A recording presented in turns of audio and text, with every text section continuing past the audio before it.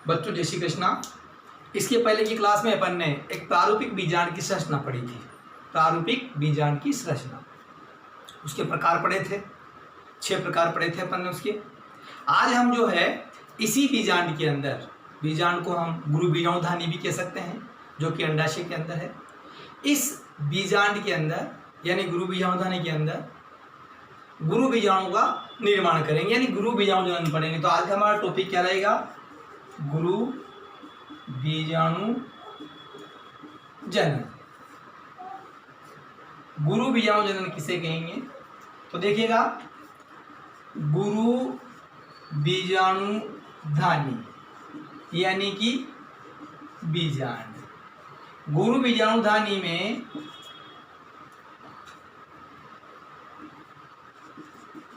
गुरु बीजाणुओं का निर्माण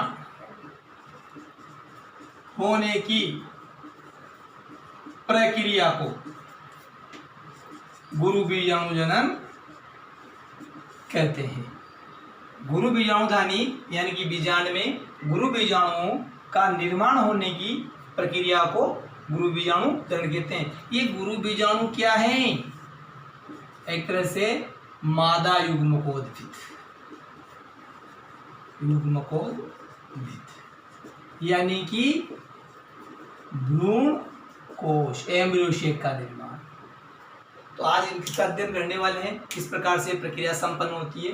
ध्यान से सीखने की कोशिश करें इसको। क्या होता है इसमें? मैं सबसे पहले तो आपको प्रारूपिक बीजांड बना के बताता हूँ और उसके अंदर सारी स्टेप्स बताता हूँ, किस प्रकार से ये घटना होती है। देखो, ये आवरण है। हम उसी प्रति बीजांड की बात कर रहे हैं जिसकी पहले की क्लास में हमने पढ़ा था। ये राफे,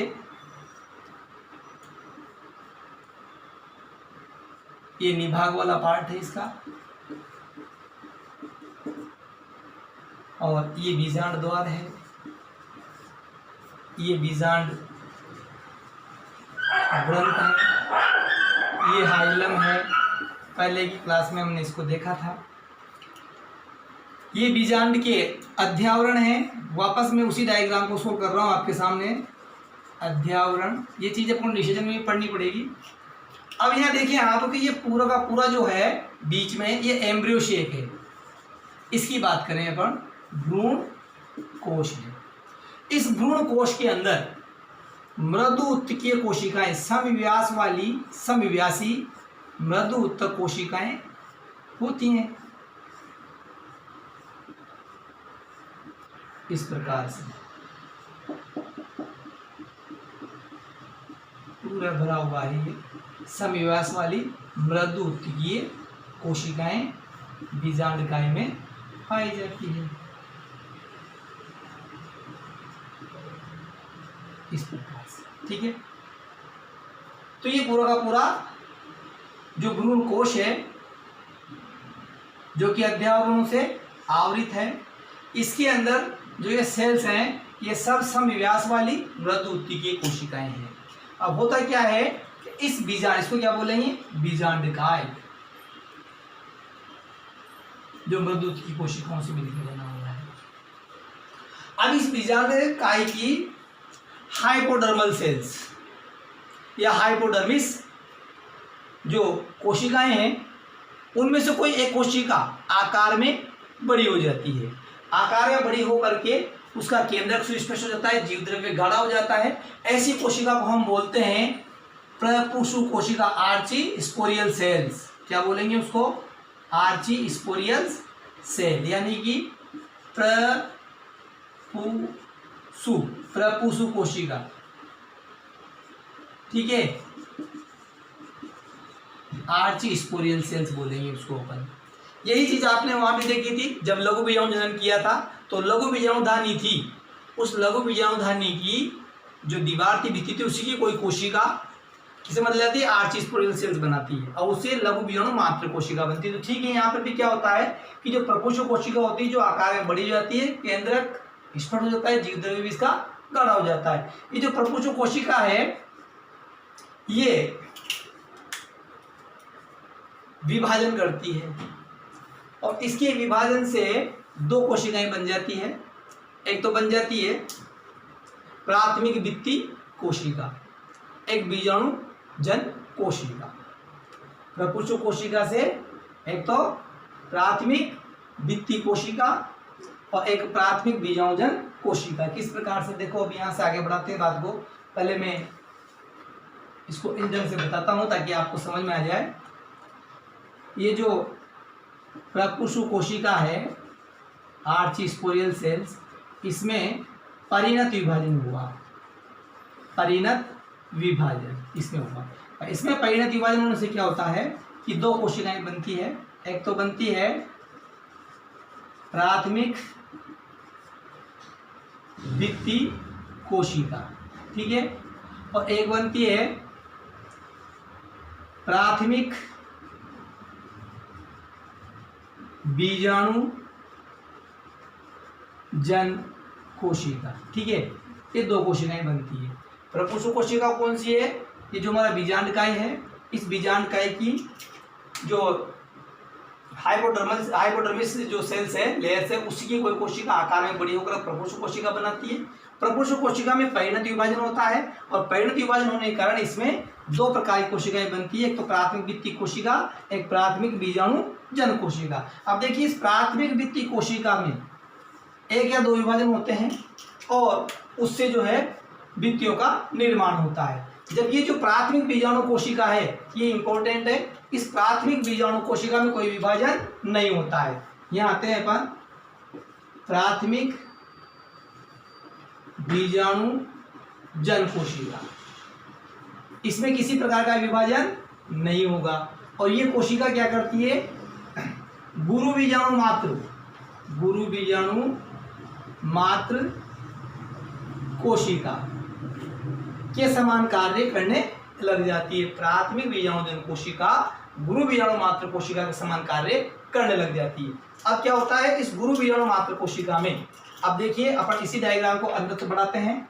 प्रपुष्प कोशिका फिनिश, दो भागों में बढ़ेगी। प्राथमिक भित्ति कोशिका आवरण का निर्माण करेगी।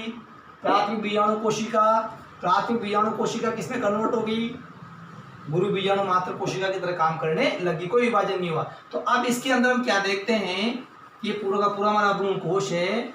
अब इस भ्रूण कोश के अंदर हम क्या देख रहे हैं कि कौन सी कोशिका आ गई, गुरु बीजाणु मात्र कोशिका। ये हमारे पास गुरु बीजाणु मात्र कोशिका है, ठीक है, ये भित्ति बनाने में काम आएगी। ये गुरु बीजाणु मात्र कोशिका हमारी। अब इस गुरु बीजाणु मात्र कोशिका में अर्धसूत्री विभाजन होता है। कैसा विभाजन होता है, अर्धसूत्री विभाजन होता है गुरु बीजाणु मात्र कोशिका में। अर्धसूत्री विभाजन होने से कितनी, 4 गुरु बीजाणु कोशिकाएं बनती है। यहाँ देखिए आप, इसमें अर्धसूत्री विभाजन हुआ और अर्धसूत्री ये कौन सी कोशिका है, गुरु बीजाणु मात्र कोशिका। इस गुरु बीजाणु मात्र कोशिका में यहाँ लिखता हूं मैं वापस, गुरु बीजाणु मात्र कोशिका किसमें है, ये भ्रूण कोशिका। इस गुरु बीजाणु मात्र कोशिका में कौन सा विभाजन हुआ, अर्धसूत्री विभाजन हुआ, ठीक है। अर्धसूत्री विभाजन होने से कितने, 4, 1 2 3, ये 4 क्या बन गए, गुरु बीजाणु बन गए, 4 गुरु बीजाणु बन गए, ठीक है। अब ये 4 गुरु बीजाणु कैसे बन गए, देखो आप,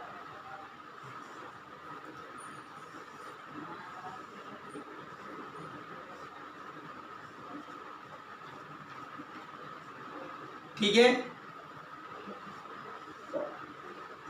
ये यहाँ 4 गुरु बीजाणु रेखिक क्रम में जुड़े हुए हैं, सबके सब एक ही अक्ष पर हैं, तो रेखिक क्रम में 4 गुरु बीजाणु बन जाते हैं गुरु बीजाणु मात्र कोशिका के अर्धसूत्री विभाजन होने से। और ये इस प्रकार से भ्रूण कोश के अंदर रेखिक क्रम में व्यवस्थित होते हैं।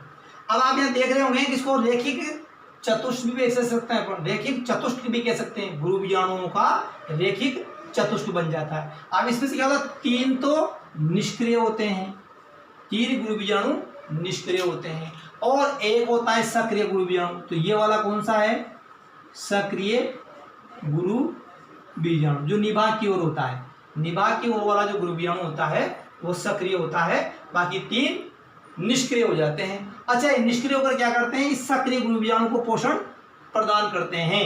4 गुरु बीजाणु जो बनते हैं अस्तुत विभाजन से, उसमें से 3 गुरु बीजाणु निष्क्रिय हो जाते हैं और निष्क्रिय होकर के वो जो सक्रिय गुरु बीजाणु होता है उसको ये पोषण प्रदान करते हैं। अब 4 में से 3 तो हो गए निष्क्रिय, ये 3 निष्क्रिय हो चुके हैं, 1 बचा अपने पास, ये 1, ये 3, 1 2, ये 3 निष्क्रिय हो गए साहब, ये 1 बचा, ये 1 सक्रिय गुरु बीजाणु हो जाए अपने पास में। अब इस 1 सक्रिय गुरु बीजाणु से, 1 सक्रिय गुरु बीजाणु से आगे की स्टेप बढ़ती है। तो क्या होता है आगे की स्टेप में, फिर मिटाता हूं मैं, 1 सक्रिय बचाएंगे, बाकी ये 3 फिनिश। अब यहाँ पर देखो आप, इसी के अंदर 1 सक्रिय गुरु बीजाणु बचा, ये सक्रिय गुरु बीजाणु। अब इस सक्रिय गुरु बीजाणु के केंद्रक में मुक्त विभाजन होते हैं। मुक्त विभाजन होने से 1 से 2 केंद्रक बन जाते हैं। सक्रिय गुरु बीजाणु में मुक्त विभाजन होने से, यहाँ से भी स्टेप ले सकते हैं अपन। सक्रिय गुरु बीजाणु में, ये सक्रिय गुरु बीजाणु था हमारे पास ये वाला, इसके जो सेल्स है सक्रिय गुरु बीजाणु सेल्स है, इसके अंदर केंद्रक में मुक्त विभाजन होने से 2 केंद्रकों में बट गया है और दोनों विपरीत ध्रुवों पर पहुंच जाते हैं। ठीक है, यहाँ कह सकता हूं कि सक्रिय गुरु बीजाणु के अंदर 3 बार, कितनी बार, 3 बार समसूत्री विभाजन होता है। 3 बार समसूत्री विभाजन होने से 8 केंद्र की अवस्था बनती है, 8 केंद्र बन जाते हैं। कैसे बन जाते हैं बताऊं मैं आपको, देखो आप, ये हमारे पास में 1 सक्रिय गुरु बीजाणु है। ठीक है, अब इसमें पहला अर्धसूत्री, पहला समसूत्री विभाजन हुआ केंद्रक में, तो 2 गुरु बीजाणु बने, 2 केंद्रक बने, 2 केंद्र की अवस्था होगी। अब इन दोनों में फिर वापस, ये प्रथम, फिर सेकंड हुआ,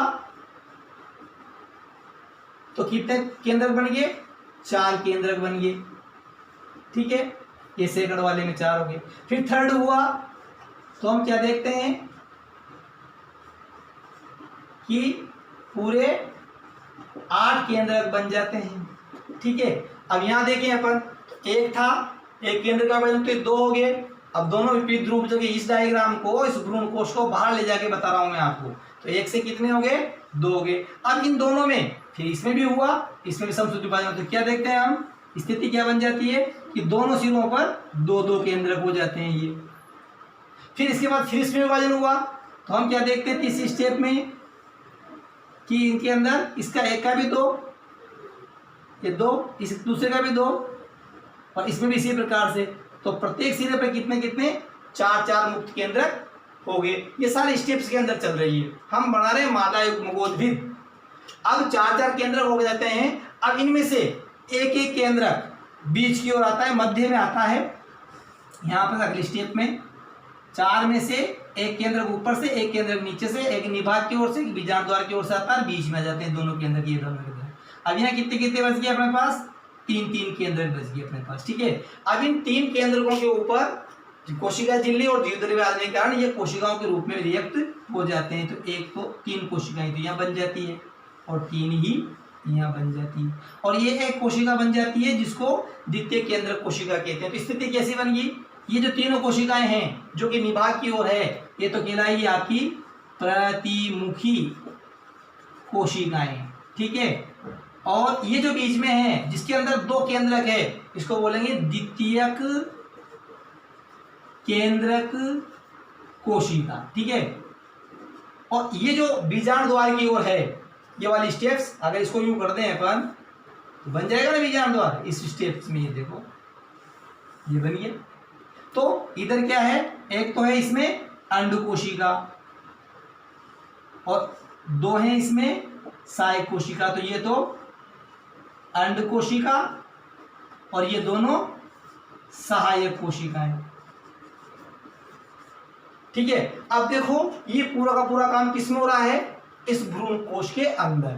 तो देखें आप कि बीजांड में, यानी कि गुरु बीजाणुधानी में गुरु बीजाणु का जो निर्माण हुआ है वो घटना क्या कहलाए, गुरु बीजाणु जनन, और वो इस प्रकार से संपन्न हुआ। तो यहाँ पर हम देखते हैं कि 3 कोशिकाएं प्रतिमुखी, 3 कोशिकाएं अंड समुच्चय में, जिसमें 1 अंड कोशिका, 2 सहायक है, 3 और 3 6 कोशिकाएं, और एक बीच में द्वितीय केंद्रक कोशिकाएं। देन कुल 7 कोशिकाएं इस भ्रूण कोश के अंदर आपको दिखाई दे रही है। साथ ही अगर मैं केंद्र की बात करूं तो 3 केंद्रक प्रतिमुखी कोशिकाओं के और 3 केंद्रक अंतसमुच्चय के, 3 और 3 6 और 2 केंद्रक बीच में कितने हो गए 8 केंद्रक। तो यहाँ कहेंगे कि आवर्त बीजी पादपों में पाए जाने वाला जो मुख्य बीजांड है वो 3 3 6 7 तो कोशिकीय और 8 केंद्रीय की अवस्था में होता है और ऐसी स्थिति को पोलेगोनम प्रकार का बीजांड भी कहा जाता है। पोलेगोनम प्रकार का बीजांड इसी को कहते हैं। तो इस प्रकार से हमने देखा कि मादा युग्मकोद्भिद का जो निर्माण होता है यानी भ्रूण कोश का जो निर्माण हुआ है वो कंप्लीटली गुरु बीजाणुधानी में यानी बीजांड के अंदर गुरु बीजाणु जनन की क्रिया के दौरान गुरु बीजाणु के बनने से संपन्न होता है। इस प्रकार की स्ट्रक्चर यहाँ पर आपको देखने को मिलती है। इसको फिर अगर जो कमी रहती है आपको समझने तो आप मुझसे दोबारा से पूछ सकते हैं, मैं वापस रिप्लाई करके बता दूंगा। ओके ठीक, थैंक यू।